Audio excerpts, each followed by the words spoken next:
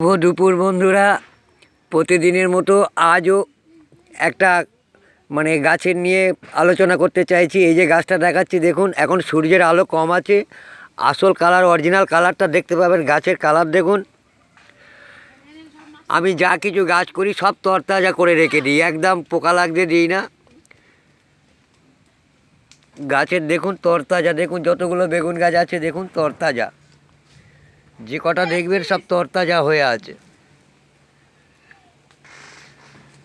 দেখুন বন্ধুরা, দাদু দাঁড়াও, দাদু দাঁড়াও, দাদু দাঁড়াও।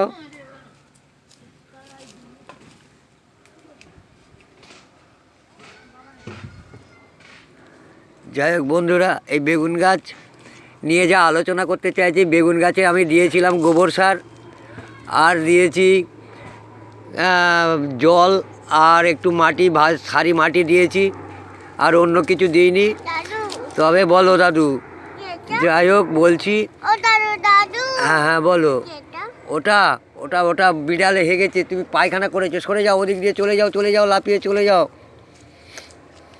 যাই হোক, আমার দাদুর সঙ্গে আমার এখানে এসে গেছে। যাই হোক, বেগুন গাছের দেখুন কত সুন্দর ছোট্ট ছোট্ট ছোট্ট ছোট্ট ডোক বেরিয়েছে একদম গোড়া থেকে। যাই হোক, অনেকটা গর্ত করতে হয়েছিল। যাই হোক, বেগুন গাছ করতে গেলে অন্তত 1 হাঁটু 1.5 ফুট মাটি গর্ত করতে হবে, মাটিটা খুশে রাখতে হবে, তারপরে চারা পুঁততে হয়। আর এবারে গাছের যখন ফুল আসবে এবং ফল আসবে, যাই হোক এই যে ফল আসা ধরেছে, যাই হোক এবারে গাছটার কী করতে হবে, এখনও গাছের গোড়ায় অনেকটা পরিমাণে সার আছে, দেখতে পাচ্ছেন। পুরো সব দিকেই বেগুন গাছ, এদিকে বেগুন গাছ, এদিকের বেগুন গাছও ফুল এসছে। দুটো একটা পোকা লাগছে গাছের পাতা, দেখুন এই একটা পাতায় লেগেছে, আর এদিকে লাগেনি এখন যতগুলো বেগুন গাছ আছে।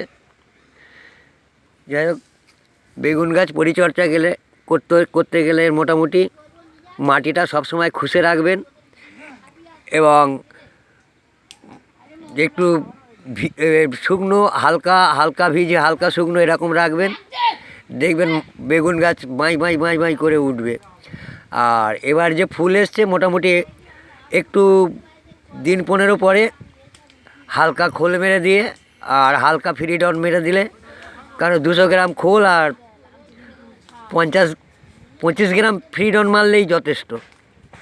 যাই হোক বন্ধুরা, এটা রাখছি। ভালো লাগলে একটা কমেন্ট করে জানাবেন। আমার গাছগুলো সবসময় তরতাজা রাখি, এবং আমি আমার গাছে ওষুধ মারলে ফাইটার ব্যবহার করি। আপনারা কে কী ব্যবহার করেন জানেন না। গাছের আসল কালার দেখুন। ভালো লাগলে একটা কমেন্ট করে জানাবেন। ধন্যবাদ।